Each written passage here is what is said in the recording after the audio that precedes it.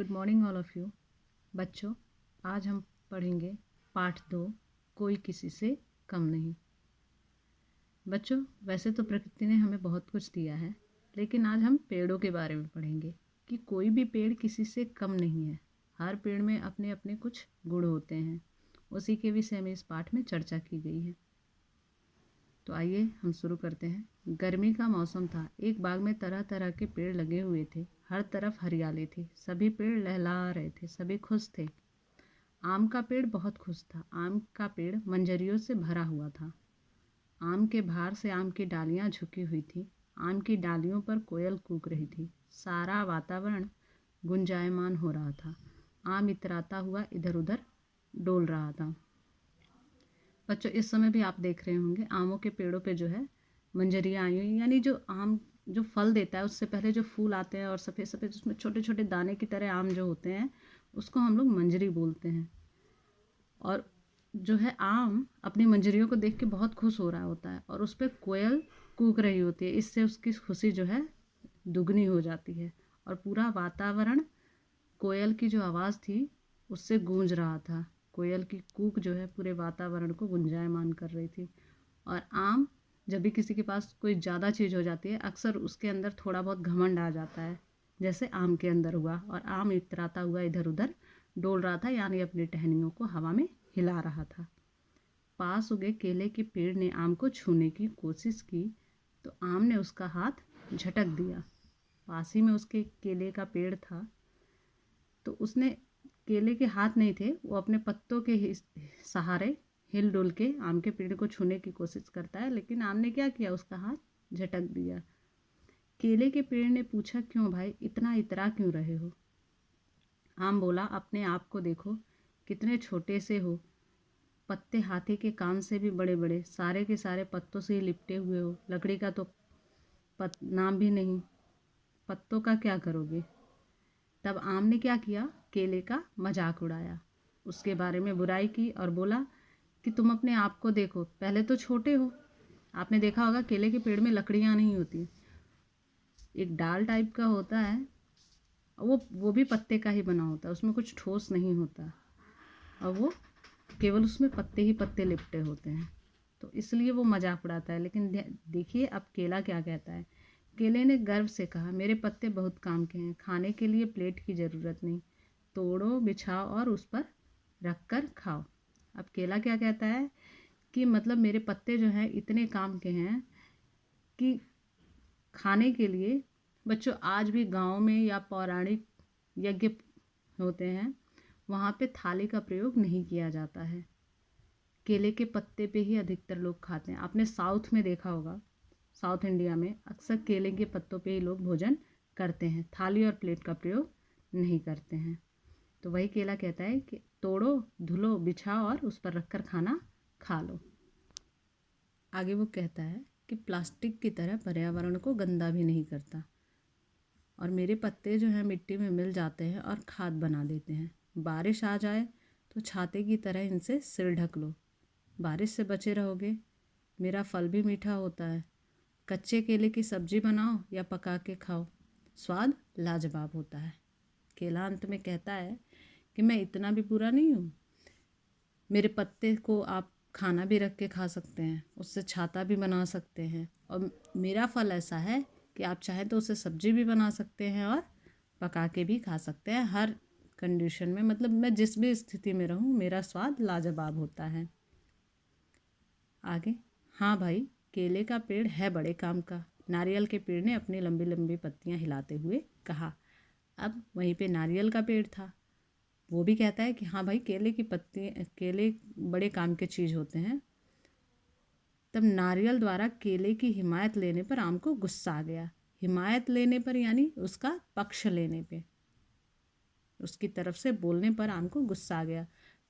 तो आम तुनक कर बोला, अपने आप को देखो, कितने लंबे और पतले हो, ऊपर थोड़ी सी पत्तियां, लगता है लंबी सी डंडी वाला छाता हो। तुनक कर यानी गुस्सा कर, गुस्से में आकर बोलता है कि ज़रा अपने आप को देखो, कितने लंबे और पतले हो, ऊपर थोड़ी सी पत्तियां, लगता है लंबी सी डंडी वाले छाते हो। आम इतने उसमें है, घमंड में, कि मतलब हर किसी को नीचा दिखाने पे लगा हुआ है। तो नारियल उसकी बात का बुरा नहीं मानता है, बल्कि अपने गुणों के बारे में बताता है। कहता है मेरी सूरत पे मत जाओ, मेरा गुण देखो, यानी मेरा फेस मत देखो, मेरे अंदर जो क्वालिटी है, जो गुण है, उसको देखो। कभी मेरा पानी पिया है? अब वो उससे पूछता है कभी तुमने मेरा पानी पिया है? बच्चों, आपने देखा होगा नारियल में जो पानी होता है बहुत मीठा होता है। ये उसी पानी की बात कर रहा है। मेरा पानी पीने वाले के शरीर में कभी पानी की कमी नहीं होती। ध्यान रखिएगा बच्चों, जो नारियल का पानी पीते हैं उनके शरीर में कभी पानी की कमी नहीं होती। मेरी गरी खाने में स्वादिष्ट होती ही है, ठंडक भी देती है। नारियल की चटनी खाओगे तो उंगलियां चाटते रह जाओगे। नारियल की गरी सुखाकर खोपरा बना सकते हो। खोपरे से तेल बना सकते हो। मैं तो साबुन बनाने के काम भी आता हूँ। मेरे रेशों से मजबूत चटाइयाँ, रस्सियाँ, दरियाँ तथा पायदान बनते हैं। मेरे खोल से सजावट की अनेक चीज़ें भी बनती हैं। नारियल ने अपने सारे गुण बताए कि हाँ, मुझसे रस्सियाँ, चटाइयाँ, दरियाँ, पायदान आदि भी बन सकते हैं और खाने की भी चीज़ें, यानी हम घर के सामानों में भी नारियल की चीज़ों का यूज़ करते हैं और खाने पीने के लिए भी। अब नारियल की तारीफ सुनने के बाद आम कैसे चुप बैठता। आम की ओर देखकर दूर से ही नीम बोला, बंदर क्या जाने अदरक का स्वाद। नीम की इस बात ने आम का गुस्सा और भड़का दिया। वहीं पे नीम का भी पेड़ था और वो आम को क्या बोलता है कि बंदर क्या जाने अदरक का स्वाद। जो अभी अभी प्रश्न नारियल ने पूछा था कि तुमने कभी मेरा पानी पिया है, तो इसी बात को लेकर नीम जो है कहता है कि बंदर क्या जाने अदरक का स्वाद। इस पे जो है आम का गुस्सा और भड़क जाता है और आम गुस्से में बोलता है, तुम्हें किसने कहा बीच में बोलने के लिए कड़वे नीम। तो वो नीम को कड़वा बोलता है। बच्चों, नीम भले ही कड़वा होता है लेकिन वो बहुत फ़ायदेमंद चीज़ होती है। आगे देखिए, नीम अपनी खूबियाँ खुद ही गिनवाता है। मैं कड़वा हूँ तभी तो बीमारियाँ दूर करता हूँ। इतना ही नहीं, मेरी पत्तियाँ ही दरवाजे पर लटका दो तो बीमारियाँ पास नहीं आती हैं। मेरी निबोरी का स्वाद ही अनोखा है। मेरी टहनियों से बनी दातुन दांतों को स्वस्थ रखती हैं। मेरी पत्तियाँ कपड़ों और अनाज में रखने से उनमें कभी कीड़ा नहीं लगता है। बच्चों, नीम में जो छोटी छोटी फली होती है उसको हम निबोरी कहते हैं। और दातुन, जिससे हम दांत साफ करते हैं। पहले के ज़माने में ब्रश नहीं हुआ करते थे बच्चों, तो हम लोग उसी का अगला हिस्सा दांतों से चबा चबा कर उसको दांतों पे रगड़ते थे, जिससे हमारे दांत साफ होते थे और स्वस्थ भी रहते थे। आज भी बहुत लोग दातुन का प्रयोग करते हैं। और नीम की पत्तियाँ यदि हम लोग अनाज में और कपड़ों में रख देते हैं तो उसमें कीड़े नहीं लगते हैं। आगे नीम कहता है, छाया देखो कितनी घनी है। मेरे आसपास की हवा तो बिल्कुल शुद्ध होती है। मेरी तो छाल से दवाइयाँ भी बनती हैं। लेकिन मैं तुम्हारी तरह इतराता नहीं। उनके बीच हो रही बहस में जामुन, पपीता और अन्य पेड़ भी कूद पड़े। इतनी बहस कम नहीं थी और लोग भी उसमें कूद पड़े। सही बात है, जब बहस होगी, अभी आप ही लोग दो चार बच्चे बात करें, बहस हो तो उसमें दो चार ज़रूर और कूद पड़ेंगे। फिर बरगद दादा एक सन्यासी की तरह सीधे बैठे सबकी बहस को ध्यान से सुन रहे थे। वहीं पे एक बरगद का पेड़ था। बरगद दादा यानी उन सब पेड़ों में बरगद सबसे श्रेष्ठ था, जस्ट लाइक अ गार्जियन। तो बरगद दादा वहाँ चुपचाप शांति से सन्यासी की तरह यानी एकदम शांत बैठे हुए थे और सबकी बातों को ध्यान से सुन रहे थे। उनकी जड़ें शाखाओं से निकलकर हवा में ऐसे लटक रही थी जैसे उनकी दाढ़ी हो। बच्चों, आपने देखा होगा पर बरगद के पेड़ में बहुत सारी जड़ें और शाखाएं लटकी होती हैं। उनको यहाँ पे बरगद की दाढ़ी के समान माना गया है। अब उनसे रहा ना गया, बोल उठे, क्या बात है बच्चों, इतनी गर्मा गर्मी क्यों हो रही है। बरगद के पेड़ को जब बर्दाश्त नहीं हुआ तो उसने पूछा कि क्या बात है बच्चों, इतनी गर्मा गर्मी यानी इतनी बहस किस बात के लिए हो रही है। तभी दादा, इसे देखो कैसे इतरा रहा है, कोई पास आता है तो तुरंत झटक देता है, जामुन ने कहा। जामुन ने कहा आम के बारे में कि दादा देखिए, आम कैसे इतरा रहा है, जब भी इसके कोई पास आता है तो ये झटक देता है गुस्से से। इसमें इतराने की क्या बात है, आजकल सभी और मेरा ही बोलबाला है। आम क्या कहता है कि इसमें इतराने की क्या बात है, आजकल सभी और मेरा ही बोलबाला है। आम फिर से अपनी तारीफ करता है, आम फिर से अपनी तारीफ करता है और कहता है, आम देखकर ही जी ललचा जाता है। बच्चों, आम देखते ही मन में ज़रूर लालच आता है, मुंह में पानी आ जाता है, मिठास तो सूंघने से ही पता चल जाती है।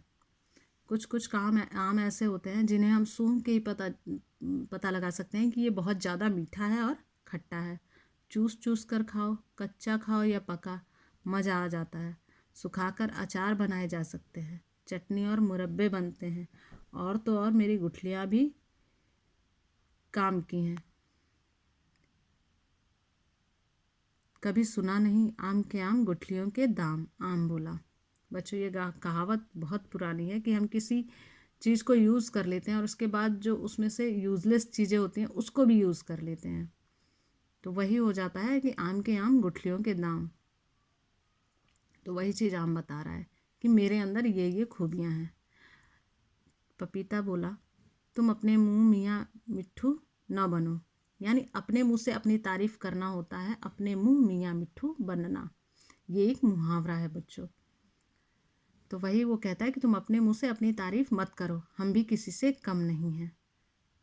बरगद दादा, आप सबसे बड़े हैं, आप सबके बारे में अच्छी तरह जानते हैं, आप ही बताइए कि क्या आम का ऐसा करना उचित है। अब बच्चे जो है निर्णय बरगद दादा पे छोड़ते हैं, या बच्चे कहने का मतलब है बाकी जो सारे पेड़ पौधे हैं वो।